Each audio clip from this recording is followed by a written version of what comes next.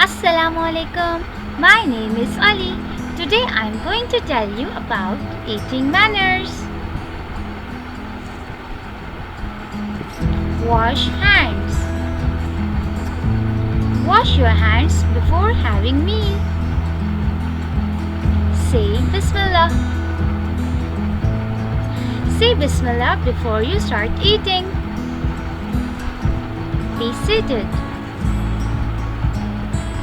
Always be seated while having food. Use right hand. Always use your right hand to eat. Take small bites. Always take small bites while eating. Don't waste food. Never waste food because we are blessed to have it. Say Alhamdulillah. Recite dua after having meal. Wash your hands before having meal. Say Bismillah before you start eating.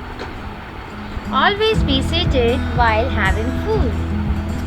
Always use your right hand to eat. Always take small bites while eating. Never waste food because we are blessed to have it.